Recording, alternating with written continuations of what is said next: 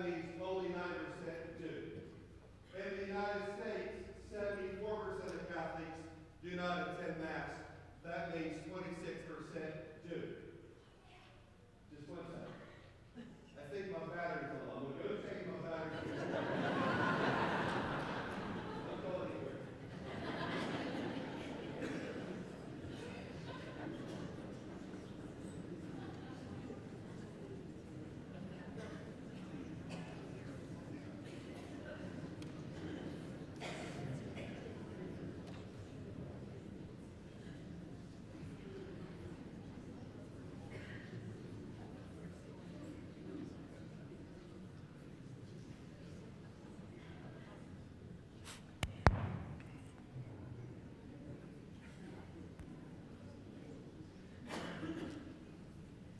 The last thing I want to do is expire right here.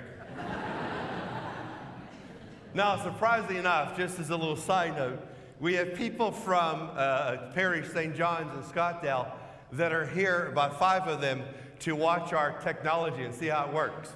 And that's absolutely amazing.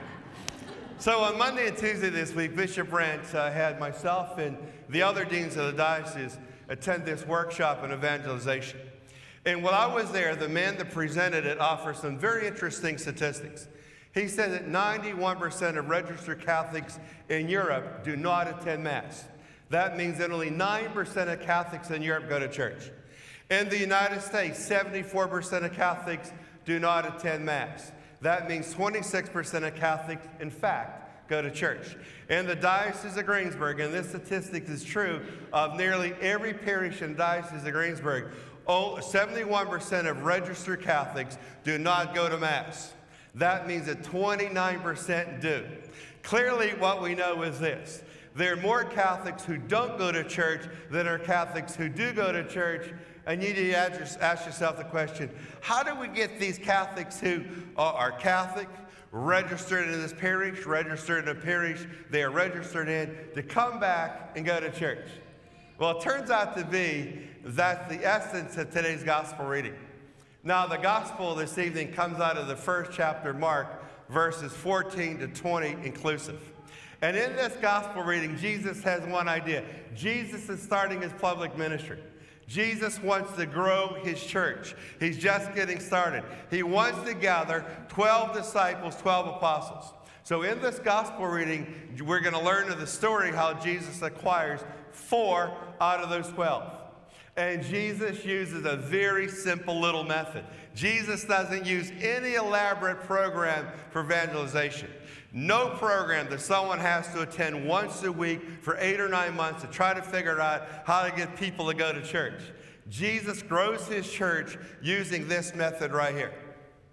What is known as the KISS method. Keep it simple, Simon. It isn't that difficult to get people into this church. Now, for all of us here, because what Jesus is tasking all of us with is growing the congregation at St. Margaret Mary. We don't have to go out there and try to find folks who aren't Catholic to join us. However, that'd be great. All we have to do is go out into Lower Burrell, New Kensington, find out who belongs here, but they don't go to church. These are your neighbors. You might know them. Jesus is saying to all of us, keep it simple, St. Margaret Mary, KISS. Don't make it that difficult. Now, in the gospel, we're going to take a look at 2 sections and see what Jesus does as he tries to acquire these 12 apostles. Let's take a look at section number 1. Now, again, this is the first chapter of Mark. This is going to be verse 17 and 18. It says there, as he, that's a reference to Jesus, as he passed by the Sea of Galilee, he saw Simon and his brother Andrew casting their nets into the sea. They were fishermen. Now Jesus said to them, come after me, and I will make you fishers of men. Then they abandoned their nets and followed him. Now keep your eye on that 2-verse section of the first chapter of Mark. Jesus uses a very simple method to acquire the first 2 of what he hopes will become 12 of his original apostles' disciples. What does he do? What does he do to these guys? He invites them. You see?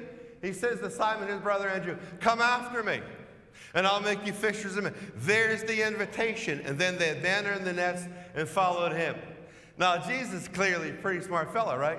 That's why we're all following Jesus Christ. And Jesus wants to grow his church. He got 2. He wants to get 10 more. So what's he say to himself? Well, that worked. Last time I'm doing that. Jesus said that worked. And if it worked the first time, it probably will work the second time. And let's see what he does the second time. Let's go to the next verse. This is going to be verse 19 and 20. Concludes the first chapter for this evening. He, again, that's a reference to Jesus. He walked along a little farther and saw James, the son of Zebedee, his brother John. They too were in a boat mending their nets. Then he, Jesus, called them. So they left their father Zebedee in the boat along with the hired men and followed him. What does Jesus do for the second time that in fact works? He invites them. He says, James and John, come. And so they left their father and they followed Jesus. You see, Jesus realized it is so important to invite your neighbor who you know is a Catholic, but you know isn't going to church on a regular basis or any basis at all, and say, look, come. I have something beautiful I want to share with you. I have my Catholic home. It's a beautiful parish here, St. Margaret Mary. Not only beautiful by the building and the structure, but beautiful by the people inside of it. And I have something I want to share with you. Come. Come with me. The invitation. You see, in every invitation, clearly, there's a yes response, and there could be a no response. But one thing's for certain, you're not going to receive a yes, you're not going to receive a no, unless you make the invitation first. Evangelization, growing a parish, getting Catholics who belong to finally come along, it is very easy. It's a very simple little method, just as called the KISS method. Look, come this Sunday.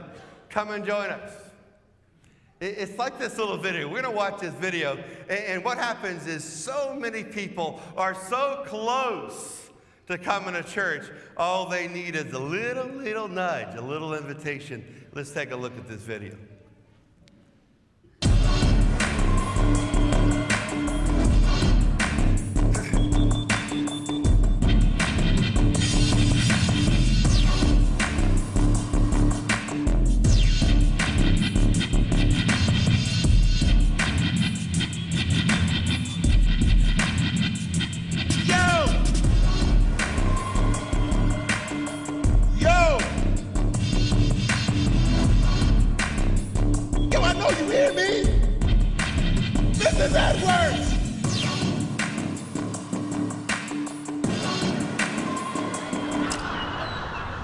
What do you want? Mrs. Edwards, I know I ask you this like every week, but would you like to ride to church with me?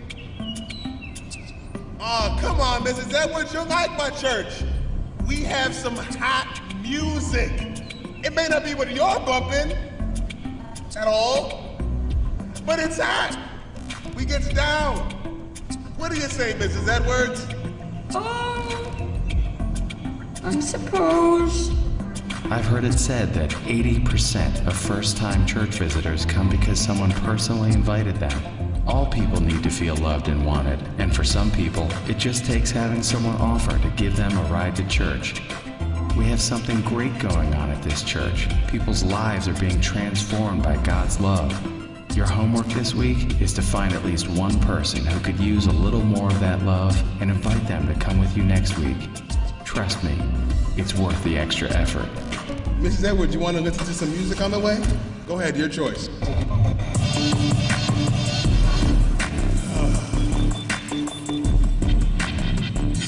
Okay, here we are.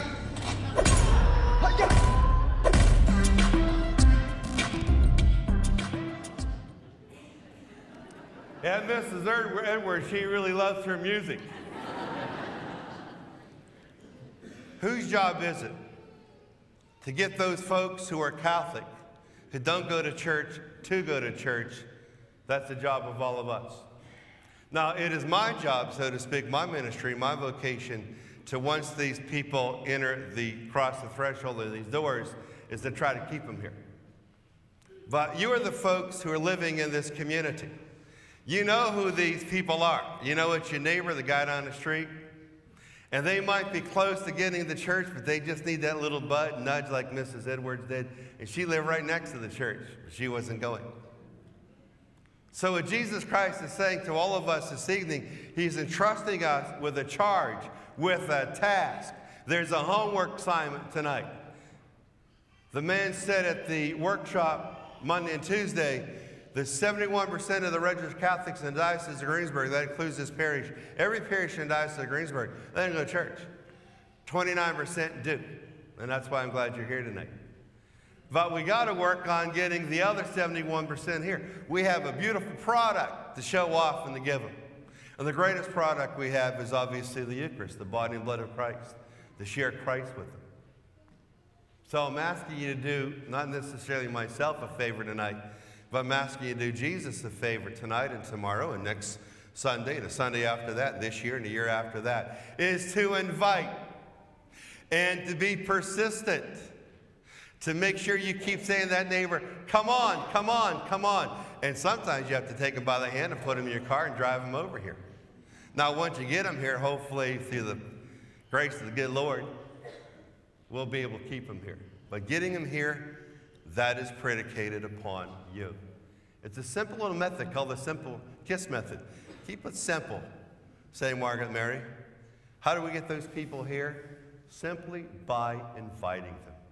Invite your neighbor. Invite your relative. Invite the person who doesn't go. Because they might say no, but if they say yes, we grow our parish.